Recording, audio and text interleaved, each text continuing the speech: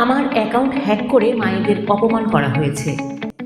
শেরপুরের জনসভায় বিস্ফোরক, জামায়াত আমির। তবে আমরা দেশকে, মানুষকে ভালোবাসি। আমরা ওদের প্রতি আহ্বান জানাবো, খালেস দিলে আল্লাহর দরবারে তওবা করো।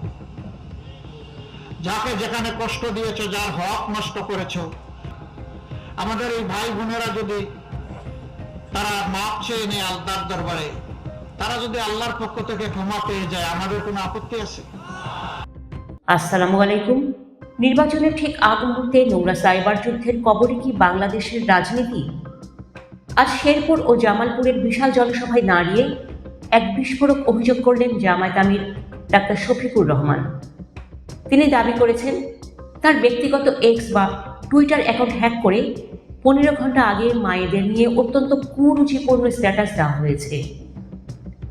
কারা এই হ্যাকিংয়ের পেছনে, আর কেনই বা তিনি বললেন ঠাকুর ঘরে কে, আমি কলা খাই না? শহীদ জামায়াত নেতা রেজাউল করিমের হত্যার বিচার আর নির্বাচনী ময়দানে হাঁ ভোটের ডাক দিয়ে আজ মাঠ কাঁপালেন আমির। বিস্তারিত থাকছে প্রতিবেদনে। আজ রোববার শেরপুরের দারোগালী মাঠে প্রধান অতিথির বক্তব্যে ডাক্তার শফিকুর রহমান বলেন, একেবারেই ইতশ্রেণী না হলে কেউ মায়েদের নিয়ে এমন অরুচিকর স্ট্যাটাস দিতে পারে না। তিনি অভিযোগ করেন, হ্যাকিংয়ের মাধ্যমে তার অ্যাকাউন্ট থেকে অপপ্রচার চালিয়ে একটি নির্দিষ্ট দল মিছিল শুরু করে দিয়েছে। দীর্ঘ 7 ঘন্টা চেষ্টার পর অ্যাকাউন্ট উদ্ধার করতে সক্ষম হয় তার টিম।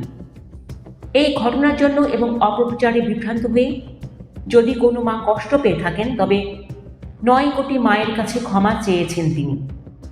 তবে গণমাধ্যমকে সতর্ক করে তিনি বলেন, আমি বাজে মন্তব্য করার জন্য ক্ষমা চাইনি, বরং অপতথ্যের কারণে কেউ কষ্ট পেলে তার কাছে ক্ষমা চেয়েছি। জনসভায় যোগদানের আগে হেলিকপ্টারে করে শ্রী বড়দিতে পৌঁছান জামায়াত আমির। সেখানে প্রশাসনের সামনে নিহত হওয়া জামায়াত নেতা রেজাউল করিমের কবর জিয়ারত করেন এবং পরিবারের সদস্যদের সান্ত্বনা দেন। হত্যাকাণ্ডের 3 দিন পার হলেও কোনো গ্রেপ্তার না হওয়ায় তীব্র ক্ষোভ প্রকাশ করেন তিনি। কোনো দলের নাম না নিয়ে তিনি বলেন, যারা নিজের দলেরই 200 মানুষকে বিদায় করতে পারে, তাদের কাছে মানুষের ইজ্জত নিয়ে খেলা করা নতুন কিছু নয়। তিনি হুঁশিয়ারি দিয়ে বলেন, যারা এমন কাজ করছে তারা পাওনা সময় মতো বুঝে পাবে। শেরপুর শেষে জামালপুরের সিংহজানি উচ্চ বিদ্যালয় মাঠে নির্বাচনী সভায় যোগ দেন ডাক্তার শফিকুর রহমান। সেখানে তিনি 12 ফেব্রুয়ারি নির্বাচনকে বিগত 54 বছরের বস্তাপচা রাজনীতির কবর রচনার নির্বাচন বলে আখ্যায়িত করেন।